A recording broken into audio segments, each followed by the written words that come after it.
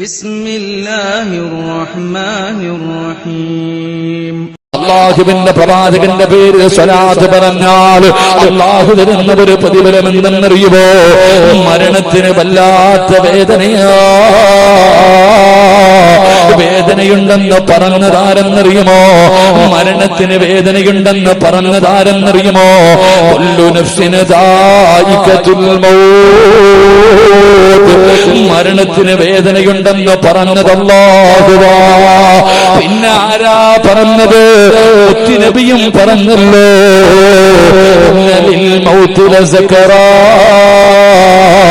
മരണത്തിന് വല്ലാത്ത വേദനയുണ്ടെന്ന പ്രവാചകനും പറയുമ്പോ സഹോദരാ, മരണവേദന കഠിനമാണ്. ആ വേദന അല്പം കുറയണോ? ആ വേദന അല്പം കുറയണോ? നബിയേ, അങ്ങയുടെ പേരിൽ സ്വലാത്ത് പറയുന്നവരുണ്ടല്ലോ, അവരുടെ റൂഹ് പിടിക്കുന്നത് സാധാരണ ആൾക്കാരുടെ റൂഹ് പിടിക്കുന്നത് പോലെയല്ല. അവർക്കൊരു പ്രത്യേകതയുണ്ട്, അവർക്കൊരു പ്രത്യേകതയുണ്ട്. അവരുടെ റൂഹ് പിടിക്കുന്നത് എങ്ങനെയെന്നറിയുമോ?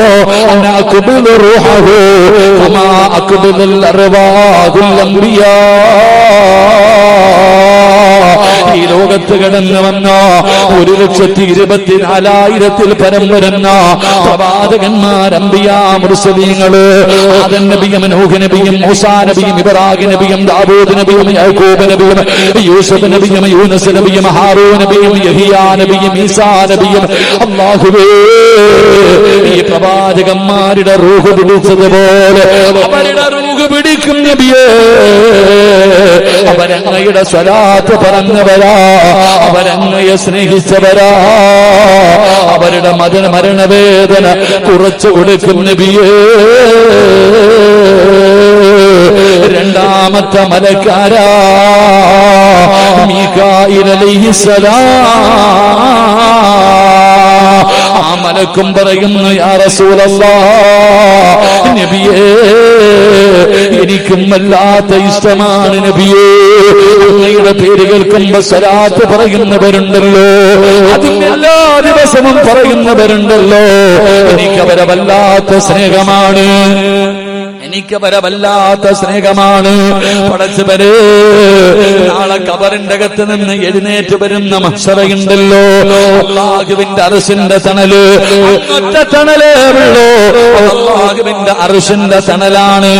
അന്നൊരേ ഒരു കിണറേ ഉള്ളൂ, അത് ഹൗദുൽ കൗസറാണ്, അത് ഹൗദുൽ കൗസറാണ്.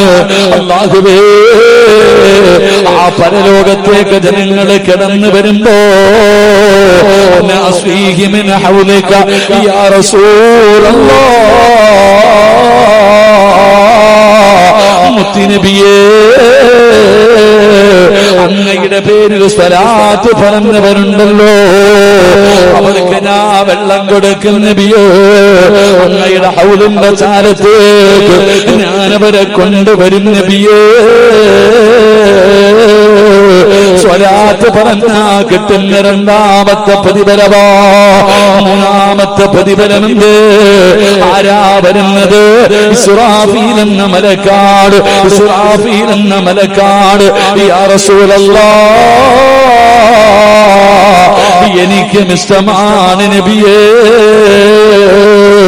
എന്റെ പ്രിയമുള്ളവരെ, അല്ലാഹുവിന്റെ പ്രവാചകന്റെ പേരിൽ സ്വലാത്ത് പറയാ തീരുമാനിച്ചവരെ, നാളെ പടച്ച റബ്ബിന്റെ പരലോകത്തേക്ക് ഖബറിന്റെ അകത്ത് നിന്ന് എഴുന്നേറ്റ് പോകുന്ന ദിവസം അല്ലാഹുവിന്റെ കോടതിയിലെ ഞാനും നിങ്ങളും ചെമ്പിന്റെ തറയിൽ നിൽക്കുമ്പോ ഒരാളും തിരിഞ്ഞു നോക്കാത്ത ദിവസമുണ്ടല്ലോ.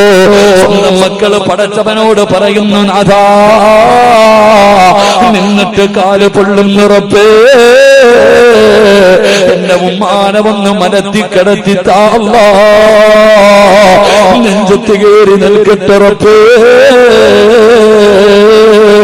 അല്ലാഹുവിനോട് പറയുകയാണ്, എന്റെ മാതാപിതാക്കളുടെ നന്മയെടുത്ത് എനിക്ക് തന്നിട്ട് എന്റെ പാപം അവരുടെ തലയിൽ കെട്ടിവെച്ചിട്ട് അവരെ നരകത്തിലേക്ക് എറിഞ്ഞു, എനിക്ക് സ്വർഗം താ അല്ലാഹ് എന്ന് സ്വാർത്ഥരാകുന്ന കോടതിയുണ്ടല്ലോ, ആ കോടതിയില് അല്ലാഹുവിന്റെ മുന്നില് ഇസ്രാഫീൽ എന്ന മലക്ക് സുജൂദിൽ കിടക്കുകയാ. അന അസ്ജുദു ലില്ലാഹി തആല മാറുഫ റസീ ഹത്താ യഗ്ഫിറല്ലാഹു തആല ലഹു. അല്ലാഹുവിന്റെ മുന്നിൽ സുജൂദിൽ കിടക്കുകയാ. എഴുന്നേക്ക് ഇസ്രാഫീൽ, എന്തിനാ ഇവിടെ കിടക്കുന്നത്? എന്തിനാ സുജൂദിൽ കിടക്കുന്നത്? ഇല്ല പഠിച്ചവരെ, ഞാൻ എഴുന്നേക്കില്ല. അല്ലാഹുവിന്റെ പ്രവാചകന്റെ പേരില് സ്വലാത്ത് പറഞ്ഞ മനുഷ്യനുണ്ടല്ലോ, അവന്റെ പാപം പൊറുക്കാതെ ഞാൻ എഴുന്നേക്കില്ല.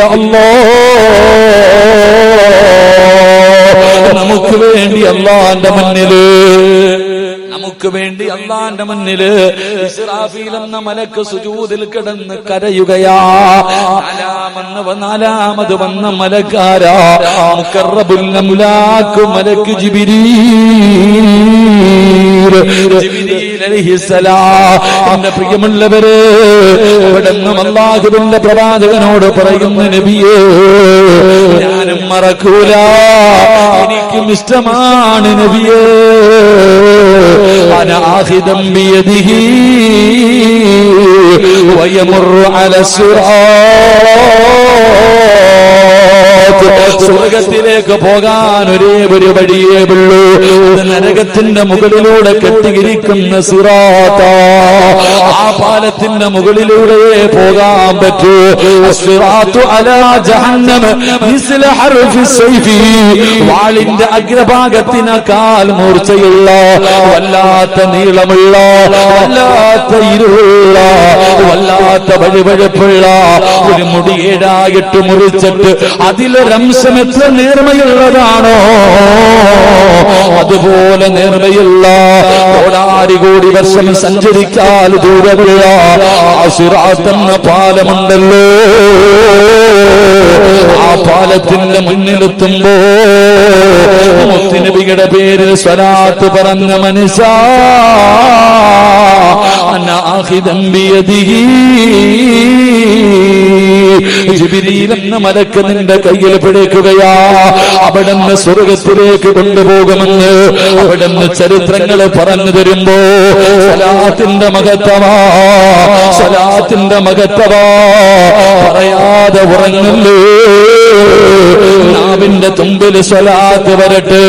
അത് പ്രവാചകനോടുള്ള സ്നേഹത്തിന്റെ അടയാളമോ, അത് മുത്തുനബിയോടുള്ള സ്നേഹത്തിന്റെ അടയാളമോ. അന്നത്തോടെ തീരാറുള്ളതല്ല സഹോദരാ. അടുത്ത വർഷം റബീഉൽ അവ്വൽ വരുന്നത് വരെ എല്ലാ ദിവസവും സ്നേഹമുണ്ടാകണം. ഇങ്ങനെ മരിക്കുന്ന കാലം വരെ സ്നേഹമുണ്ടാകണം. ഒരു ചരിത്രം പറഞ്ഞു നിർത്തുകയാണ് മഹാനായ എന്റെ പ്രിയമുള്ളവരെ. ഒരു ചരിത്രം കൂടെ പറയാ. മഹാനായ ഹസൻ ബസരി റളിയല്ലാഹു തആല അൻഹു മഹാനവറുകൾ ഹജ്ജിന് പോയതാണ്. ഹസൻ ബസരി തങ്ങൾ ഹജ്ജിന് പോയി. അല്ലാഹുവേ തവാഫ് ചെയ്തുകൊണ്ടിരിക്കുമ്പോ ഹസൻ ബസരി തങ്ങളുടെ മുന്നിൽ ഒരു ചെറുപ്പക്കാരൻ നടന്നു പോകുന്നുണ്ട്. തവാഫ് ചെയ്യുന്ന വേളയിൽ ഈ ചെറുപ്പക്കാരൻ ഇങ്ങനെ സ്വലാത്ത് ഉറക്കെ പറയാ, വേറെ ഒന്നും പറയണില്ല. സലാത്തല്ലാതെ വേറെ ഒന്നും പറയുന്നില്ല. ഇങ്ങനെ 7 തവാഫും കഴിഞ്ഞപ്പോ ഹസൻ ബസരി തങ്ങൾ ചോദിച്ചു, ഒരുപാട് ദുആകളുണ്ടല്ലോ, തവാഫിന്റെ വേളയിൽ പറയാൻ ഒരുപാട് അദ്കാറുകളും ഒരുപാട് ദുആകളൊക്കെ ഉണ്ടല്ലോ, എന്ത് സലാത്ത് മാത്രം പറയുന്നത്? ആ ചെറുപ്പക്കാരൻ പറഞ്ഞു, തങ്ങളെ എങ്ങനെ സലാത്ത് പറയാതിരിക്കും, ഞാൻ എങ്ങനെ സ്വലാത്ത് പറയാതിരിക്കും? ഹസൻ ബസരി തങ്ങൾ ചോദിച്ചു, അതിന്റെ കാരണം എന്ത്?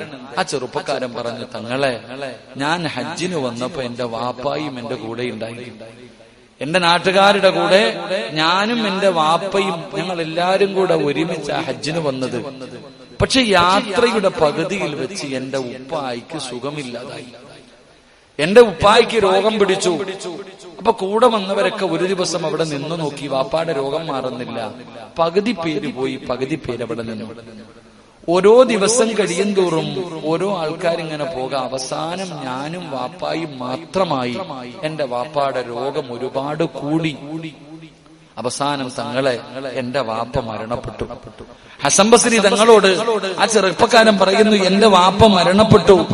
എന്റെ വാപ്പയെങ്ങും മരണപ്പെട്ട് കഴിഞ്ഞപ്പോൾ എന്റെ വാപ്പാടെ മുഖമൊക്കെ അങ്ങ് മാറി, എന്റെ ഉപ്പാടെ രൂപമൊക്കെ മാറി, മുഖമെല്ലാം വികൃതമായി. എന്റെ ഉപ്പാടെ മുഖത്ത് നോക്കാൻ തന്നെ പേടിയായി തങ്ങളെ. എന്റെ ഉപ്പാടെ മുഖത്ത് നോക്കാൻ പറ്റുന്നില്ല. അള്ളാഹുവേ, അത്രയ്ക്കും വിരൂപിയായി മാറി വാപ്പാടെ മുഖം മുഴുവനും, രൂപം മുഴുവനും. അള്ളാഹുവേ, ഈ ചെറുപ്പക്കാരൻ കരയ. അല്ലാ, എന്റെ ഉപ്പാടെ മയ്യത്ത് കാണാൻ വരുന്നവരോട് ഞാൻ എന്തു പറയും? എന്റെ ഉപ്പ എന്ത് പാപം ചെയ്തിട്ടാ അല്ലാ ഇങ്ങനെ ആയിപ്പോയത്? തന്റെ വാപ്പാടെ മയ്യത്തിന്റെ ചാരത്തിരുന്ന് ആ പൊന്നുമോൻ ഇങ്ങനെ കരഞ്ഞ് കരഞ്ഞ് കരഞ്ഞ് ഉറങ്ങിപ്പോയി. അങ്ങനെ ഉപ്പാടെ മയ്യത്തിന്റെ ചാരത്ത് തളർന്നു കിടക്കുമ്പോ അതാ വരുന്ന മഹാനായ അഷ്റഫുൽ ഖൽഖി നബി മുഹമ്മദ് മുസ്തഫ സല്ലല്ലാഹു അലൈഹി വസല്ലമ തങ്ങൾ ഇങ്ങനെ സ്വപ്നത്തിൽ കടന്നു വന്നു.